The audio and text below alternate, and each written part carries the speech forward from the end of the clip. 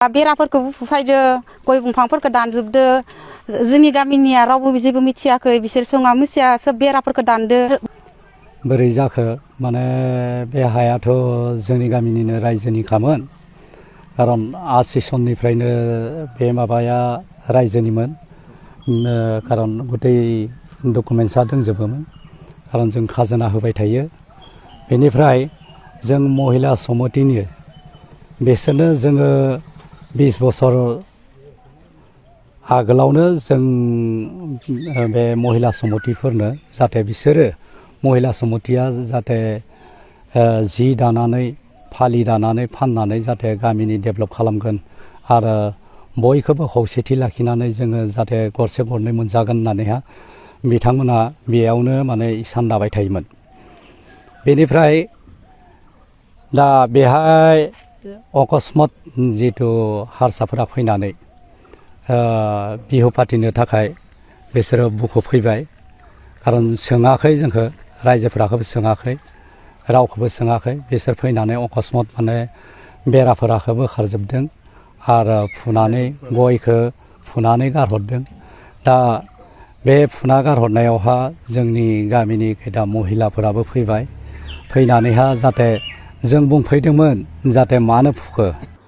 खुलुमबाय रायजोफोर आरोबाव किथांखि ब्लग इउटुब चेनेलनिफ्राय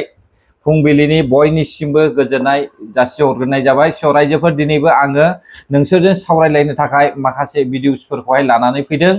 दिनै जों गिबिसिनथारावहाय आसामनि chief minister doctor Himanta Biswa Sharma सारआ मा बुंदों बेखौ जोङो खोनासंनानै लाग्रोगोन। नैथियावहाय बिपिएफनि एनडिएनि सिएम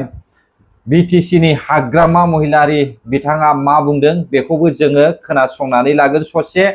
थामथियावहाय रायजो राजा नोंथांमोन जोङो नैबे बर'जों हारसाजों सेलायलायनाय बिनि सायावहाय फंनैसो बाथ्रा बुंगोन। जोबनायाव आङो नैबे बेंटल बाजारनि जे गोबाव समनिफ्रायनो माने लामायावहाय मा होनना बुङो लैथो जानानै दङ बिनि सायाव फंनैसो बाथ्रा बुंगोन। बे समाव खोनासंदो आसामनि chief minister doctor Himanta Biswa Sharma सारआ मा फोरमायदों। সিহঁতৰ মাথাও নাইতো কংগ্ৰেছ বিলাক বুৰ্বক পাৰ্টি নহয় চুৰু কৰিব ভালকৈ নাজানে চুৰ কৰিবতো এটলিষ্ট মানুহে ট্ৰেইনিং ল'ব লাগে সিহঁতে চুৰিও কৰিব নাজানে। गावनि खुगाजोंनो दिनैहाय फोरमायनानै होनाय जाबाय दे कंग्रेस सरकारा सिखाव खावनो रोङा बेनिखायनो देरहाया यानिखि बिजेपि एनडिए पार्टिया सिखाव खामानि मावखादों बेनिखायनो बिथांमोना डाइरेक्ट नाम्बारखौहाय बुंनो हादों। बेखौहाय जोङो क्लियार दिनैहाय सिखावनि सालाया खान्दा बुंनाय बादि दिनै जों आसामनि चिफ मिनिस्टारनि खुगानिफ्राय क्लियारलि खोनाबाय ना बिसोरो सिखाव खामानि मावनायनि थाखायसो इउपिपिएलआ जेननो गोनां जाखादों। रायजोफोर हाग्रामा महिलारि बिश्वजित दैमारि सार आसामनि chief minister doctor Himanta Biswa Sarma sir आरो रबिराम नार्जारि सार बिसोरो ज' जानानै बे सिखाव खामानिखौहाय मावखादों। बेनि थाखायसो इउपिपिएलआ सासेबो देरहानायखौहाय खाबु मोनाखै। बे क्लियार रायजो राजा नोंथांमोन मिथिबाय दा दिनै डाइरेक्ट गावनो बुंबाय सिखाव खामानि मावनो रोङा बेनिखायनो जेनदों ना नाय अब्ला रायजो राजा नोंथांमोना दानिया नायलांदो हाग्रामा महिलारिया मा खामानि मावो ना। बे समाव खोनासंबावदो बिपिएफनि सिएम एनडिएनि बिजाथि हाग्रामा महिलारिया मा बुंदों दानिया नोंथांमोना ससे खोनासंबावदो। ইউপিপিএল নামটো কাটি পেলাই বেলেগ নাম দিওঁ কিন্তু মানুহটো একেই হ'ব। ইউপিপিএলৰ কথা আপুনি সুধিছে যেহেতু মই এটা কথা ক'ম ইহঁতৰ হিষ্ট্ৰীত একটা আছে হিষ্ট্ৰীটো যদি চাই আপোনালোকে দেখিব প্ৰথমত বিচিডিআৰ আছে ইয়াৰ পিছত ডাবল পি ইয়াৰ পিছত ইউপিপিএল আৰু ইয়াৰ পিছত আৰু একটা হ'ব। এতিয়া ইউপিপিএল নাথাকিব বেলেগ দল বেলেগ নতুন দল খুলিব ইহঁতে। इउपिपिएल पार्टिखौहाय जोबजानो लुबैदों। इउपिपिएल नामखौहाय बिथाङा खोनासंनो बादों नाथाय इउपिपिएल पार्टिया गुबुन गुबुन नाम लानानै सिगांनिफ्रायनो बर' हारिखौहाय रैखा खालामदों। आबसुआ गोदोनिफ्रायनो रैखा खालामदों बिपिएफ पार्टिया खालामाखै। BPF पार्टिया एकमात्र गावनि उदैनि थाखाय फैसा बुथुमनायावल' बिथांमोना बेस्थ' जाबोदों हारिनि थाखाय खामानि मावनायावहाय बिथांमोना मानो इयुन जाबोनाय जोङो नुनो मोनदों बिथांमोना बानायदों क'क्राझारखौहाय गंसे गंनै बिल्डिं बानायदों इउनिभार्सिटि बानायदों बेसेखिनिखौनो थोजासे होननानै सानदोंमोन नामा नोंथांमोनालाय रायजो राजा नोंथांमोन जेराव दिनैसिमबो हाग्रामा महिलारिया बड'लेण्डनि सोदोबखौहाय खुगायावनो लाबोआ अब्ला बेबायदि बड'लेण्ड नाङि होनग्रा सोदोब मानसिखौहाय दिनैनि समावहाय ट्राइबेल सुरक्षा मन्चनि मेम'रेन्डाम बोराय आरो माखासे UTOA जायखौ जों मार्कुस बसुमतारी आदै होननानै बुङो बिथांमोना माबे नोजोरखौ नायनानै दिनैनि समाव हाग्रामा महिलारिखौहाय गोजोननाय जासिगोन आं लाजिनायसो मोनो नोंथांमोन बायदिखौहाय नोंथांमोनाबो लाजिनांगौ आरो आं लाजिनायसो मोनो हा हुनि बिगोमा हा हुनि खामानि मावग्रा जानानै दिनै नंखाय बाखाय हारिखौ फाननानै जाग्रा हाग्रामा महिलारि बायदिखौहाय कंग्रेचुलेसन जासिनोहाय लाजिथावनासो रायजोफोर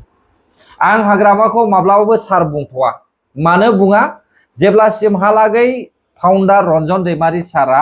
जेलनिफ्राय गवा अब्लासिमहालागै BPFनि CM हाग्रामा महिलारिखौहाय आं सार बुङा आरो जुदि BPFनि सरकार सालायनायावहाय रन्जन दैमारि सारा गयोब्लासो आङो बिथांखौ सार बुंनाय जागोन नङाब्ला आङो माब्लाबाबो BPFनि CMखौहाय सार बुङा सरि गाइस मिथिबाय दा बे समावहाय दानिया जों सावरायनोसै रायजो राजा नोंथांमोना नायनानै लादो बे मोननै सावगारि मोनसेया जाहैबाय क'क्राझार पर्बतजरा बासबारिनि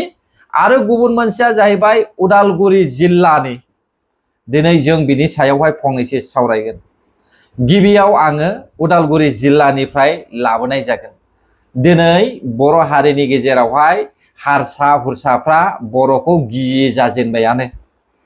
जागायजेनबायानो बर'जोंहाय जुजिनाया नायगार बर'फोरनि जायगायाव फैनानै बर'फोरनि हाखौहाय सेनो नागिरनाय बेबो सावथाल नङा बांगाल नङा फारेव जाग्राफ्रानो दिनैनि समावहाय बर' जाथिजोंहाय जुजिनो नागिरनायसो जोङो नुबाय रायजोफोर अब्ला रिहन दैमारि सार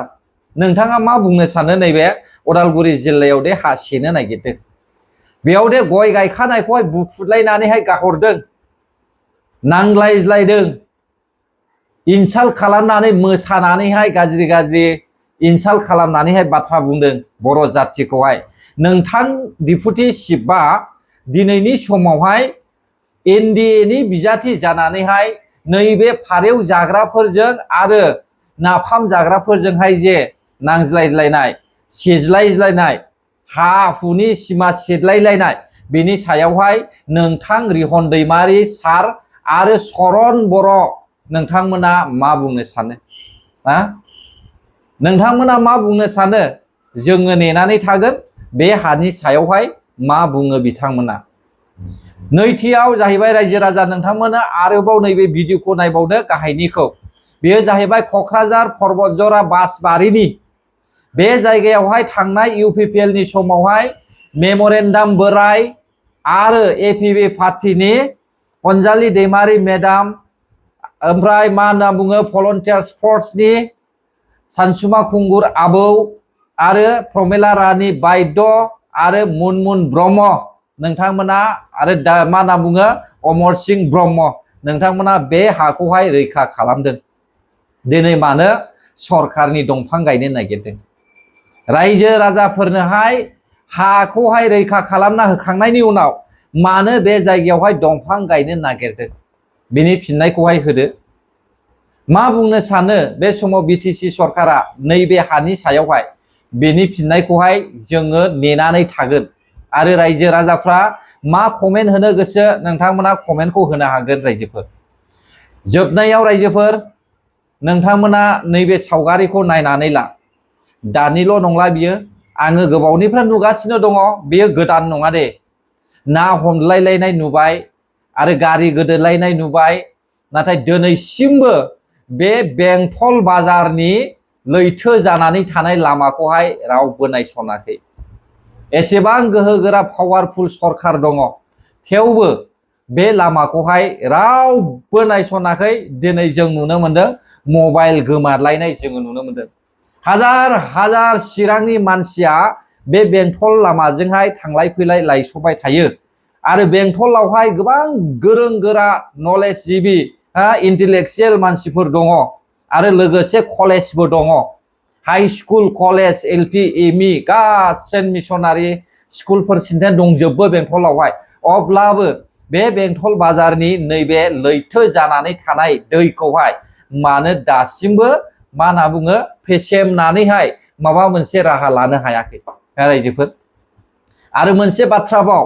बेंटल ओनसोलावहाय बे बेंटल थुक्राझार जेसेबांनाखि बेंटल थुक्राझार एरिया दङ बेयाव गासैबो बिपिएफ नि सापर्टार गोजा